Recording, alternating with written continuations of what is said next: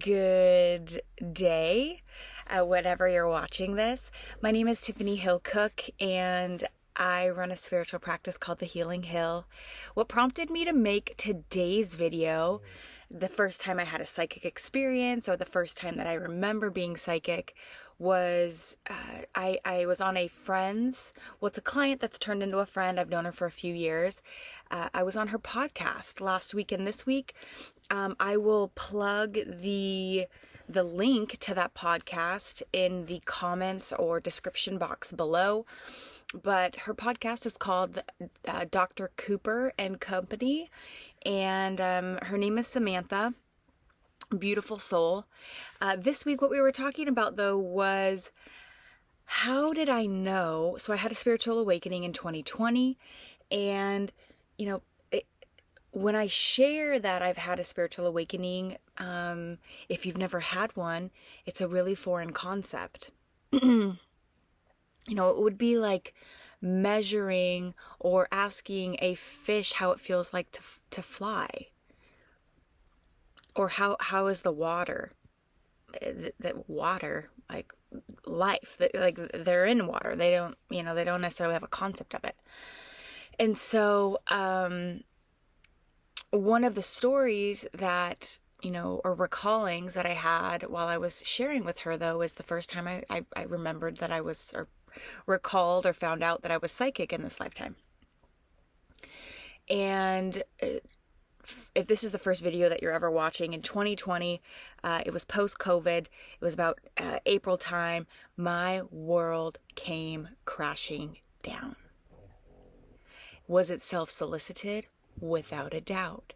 I had challenged a manager at this organization that I had been working at for a short decade, 9 years, that turned out to be a cult, no ability to question leadership, and they used my own values against me. One day I had a realization that I was working with individuals that I had zero desire to be around. Yet just, 2 months previously, I'm sipping the Kool-Aid and trying to get more folks to work at this company.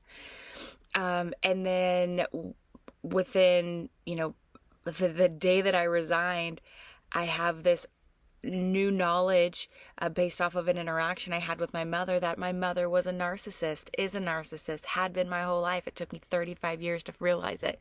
So the reality that I had curated or thought I was living in, spent countless hours working in, was no longer the reality that actually existed. It was no longer, go ahead, Pepper. I live with my cat. Hey, Peppy. Good morning. How are you? And my dog. So what I did after that was I ended up being able to take some time, months actually, which I know now that we plan our lives before we incarnate. And so this was all part of the plan. But, I had earned stock while I was at the company, and it's a privately held company. So once I left, I no longer could, have access to the stock. It needed to be in my hands, because I don't work for the company anymore. So, I had some money that I was able to put towards the refinance, or not refinancing, excuse me. I had refinanced my house months previous, but that I had put towards remodeling my house. And what I decided, I was like, I'm going to repaint the inside of my house. That was, what I had intended to do. And I started with the ceiling, and my goodness, they were popcorn ceilings. They'd already been painted once, so I was just repainting them. But the townhome that I owned it was really cool architecture. But like some of the floors, the ceilings were, 20 feet high. Like the kitchen overlooked into the living room. It was really beautiful. And so, it took me quite some time. And so I started to set up that I would go to Sherwin-Williams and I would pick up a gallon of paint or maybe two. And it was just white paint, nothing special about it. But what I started to notice is when I would go to Sherwin-Williams, and I'm an early bird, so I'd get there when all of the, painter guys are there, and gals, there's some gals as well. But I'd be waiting in line just to have them shake up this white paint, remix it. So I started a trend, a behavior, a pattern of calling before, whether it was just even an hour or it could have been a day. So I called Sherwin-Williams, placed the order, go to show up that afternoon, and the woman there is like, we don't have an order for you. I was like, that's interesting. She goes, you know what you probably did? You probably called the other Sherwin-Williams in Kirkland. I used to live in this town in Kirkland, Washington. That's where I own my home. And I was like, well, that's really unique and interesting, because I didn't even know that there was a second location, and I've done this 20 times, repainting this house. And as I was there, I said, should I call the other store and let them know? And they said, don't even worry about it. It's white paint.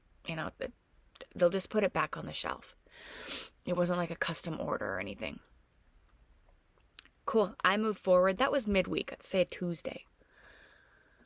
That Saturday, I'll never forget it. It was a Saturday. I get a call from Sherwin-Williams, from the place that I had originally placed the order at. The wrong location. And by this point, in my new level of awareness, I knew that nothing was an accident. Your car breaks down, seemingly for no reason. You need to meet that mechanic. There's some sort of domino effect of life. You want to go? There's some sort of domino effect of life, of these destiny meetings that are required, that you've already put in place, that you have amnesia over. And so I had this knowing. What I didn't yet necessarily know is how to present myself in the world. And when I say present myself,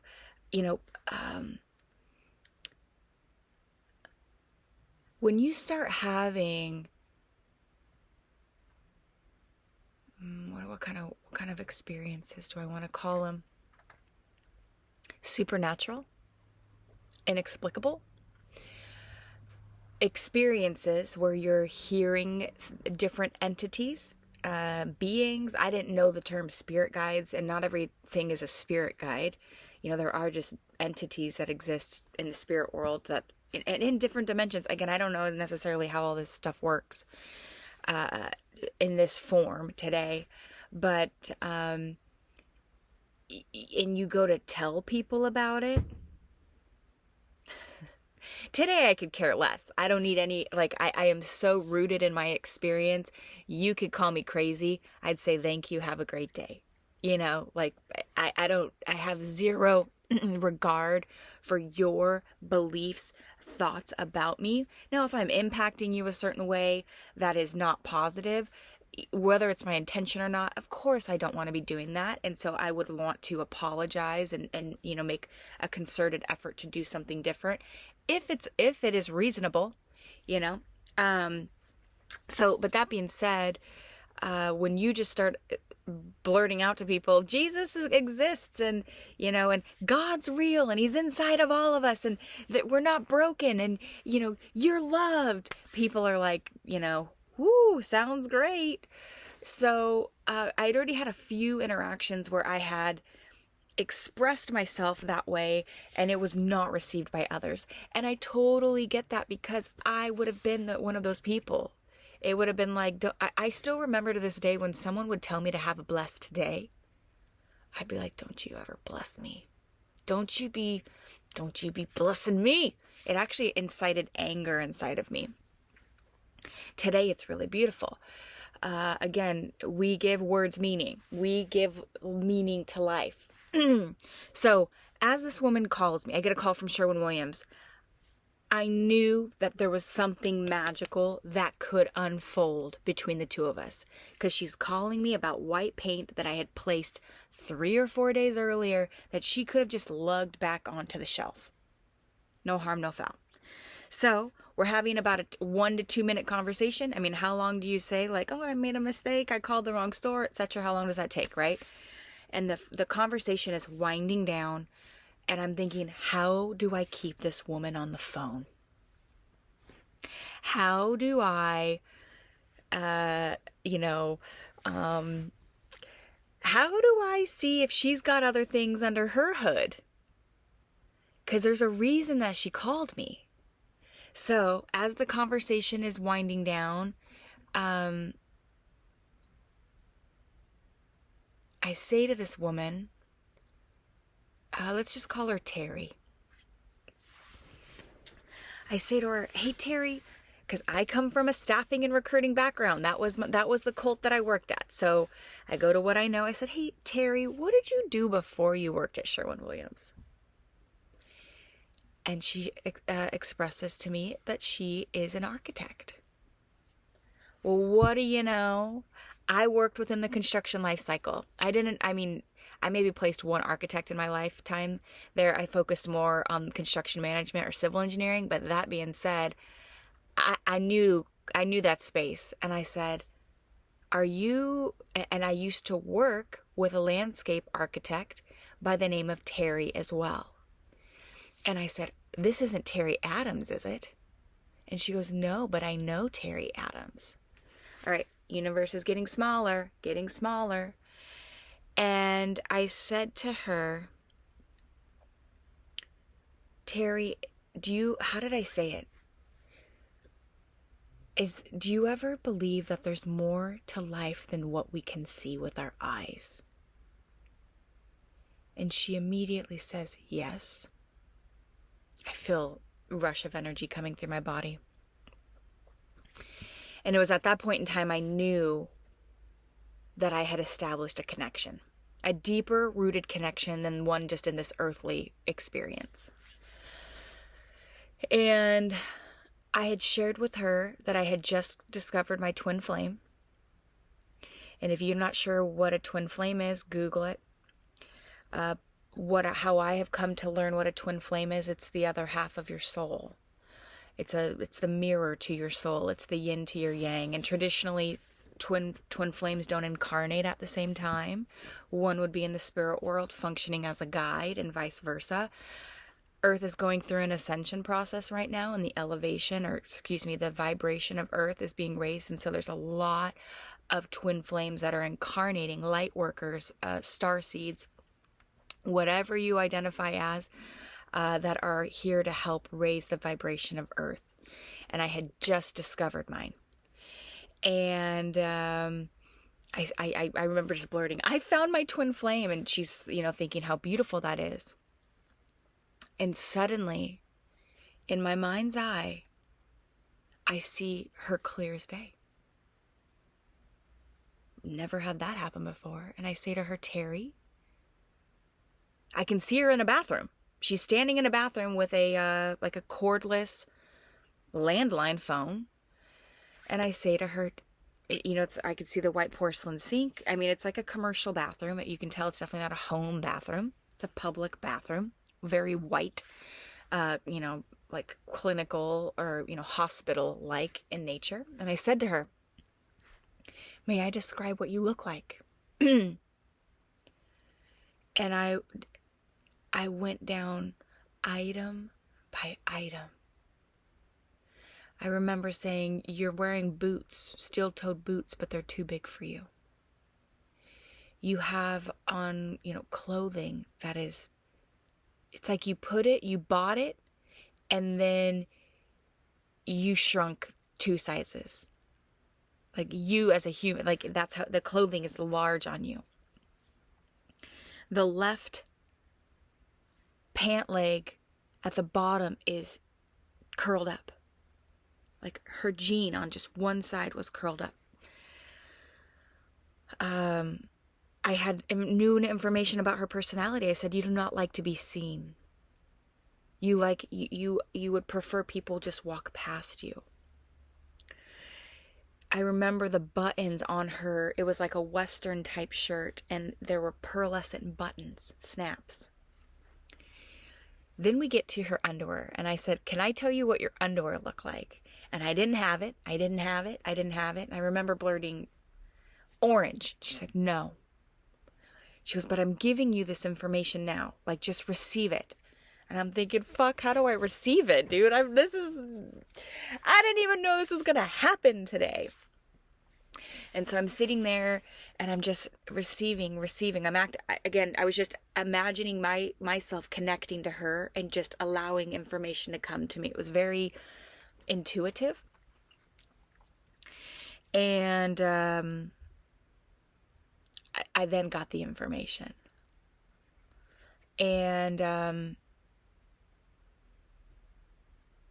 the reason I'm not sharing it is, like, let's say for whatever reason that this somehow does get connected to her.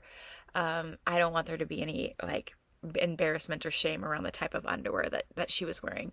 And it's not really important to this story, you know, the details of her underwear. But let's just say that I knew exactly the type of underwear down to itty bitty details. And I remember hanging up the phone. I called my twin flame and I said, we're psychic. And they were like, we are. And because my twin flame, I don't have a relationship with them today. And that's by my choice. There's some things that I'm healing from there. Some things that were said. And some behaviors that just weren't in alignment for me. They were just not healthy. And so, but that being said, in a twin flames journey, the research I've done is one of the individuals is traditionally further along in their healing than another. And my twin flame, part of their journey has been drug addiction for nearly 20 years. They recently just went and got out of jail. And so, I don't know the state of their, psyche today. But a lot of the things that I was experiencing, they had never experienced yet, which is like yet to come, right? And so as I'm sharing with this person that we are psychic, they suddenly have, and they'd never been to my house. They were like, this is weird.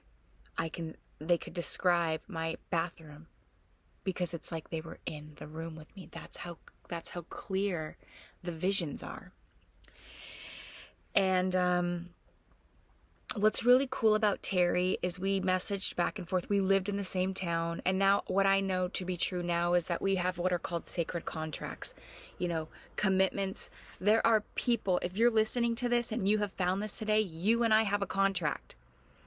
I promised to somehow enlighten, spread love, whatever you're getting from this message. I made a promise to you before we both incarnated. And let's say you're older than me. Cool. Like space and time as a dimension in this reality doesn't necessarily exist in others.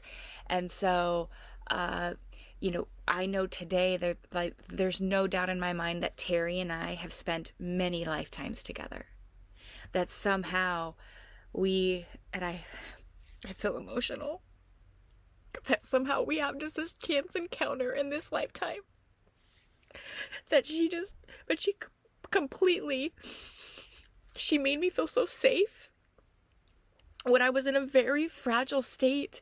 When you are finding out that your entire world that you spent your whole lifetime believing was wrong and was a sham, and then you cut your entire family off because that was part of the toxicity. And you inherently isolate yourself because you're trying to unscramble this puzzle that you had an image of. You knew what the puzzle looked like, and then one day somebody just slid the pieces off. And you're trying to remember what the puzzle looks like for yourself, because it's like the image that it was before is not actually the image that it is. She made me feel so seen and so loved and so normal and special. And we communicated via text, because we lived in the same town. I mean, how special is that? And, we talked about going on a walk, and ultimately I did meet her. I did actually place a paint order there at this location, months later. And I did meet her. And I just have such deep gratitude for her. It's impossible to express. It's really beautiful. And now looking back, I realize there's so many, even prior to my awakening, so many times that I got psychic information. And it really looks different for everyone. I mean, we are all an unrepeatable miracle of the universe, each one of us. Like, there's only one of you alive and only one of you that will ever exist. That's why it's so important to let your freak flag fly, because life would be really boring if we were all just clones. And that's, I still to this day, it's really beautiful, just living through your heart space and allowing your higher self to guide you, because so many miraculous things happen to me on a day-to-day basis. But if, even if I wasn't aware of the fact that I'm psychic, they would still be happening, but I wouldn't necessarily have the same level of awareness emotionally to them. It's like these really just... Let's just say, how would I describe it? Serendipitous. It's like 20 things that all manifest at one moment. And it's like, how could the universe possibly do this? But it does. It's like this amazing computer program that's able to, organize time and destiny and, like 30 things at once. It's just really cool. So that's what I wanted to share today. I honestly didn't think that this video was going to be this long, because I just wanted to share about one experience, but this is what came out of me today. I hope you enjoy this. Let me know if there's something else that you would like to hear about me, from me. And it doesn't have to be a question about me. You could have me channel on whatever. I'm able to receive any type of information. All I have to do is ask and be open to receiving it. Now, are there some ethical, boundaries? Absolutely. If you're going to start asking about your cousin's brother's ex-girlfriend's daughter, we don't do that here. We talk about you and we talk about me. But seeking information about others is definitely a boundary that I don't cross. And the nice thing is I set up that boundary before even starting a session. And so if there's information that is unnecessary or some sort of crossing of an ethical or moral boundary, your guides don't even give me the information. So, but yeah, if there's anything that you'd like to hear, or maybe you have some thoughts on this story today, let me know. Maybe we give Terry a shout out in the comment section as well, because she's an angel, quite literally, an angel incarnated. I'll see you later.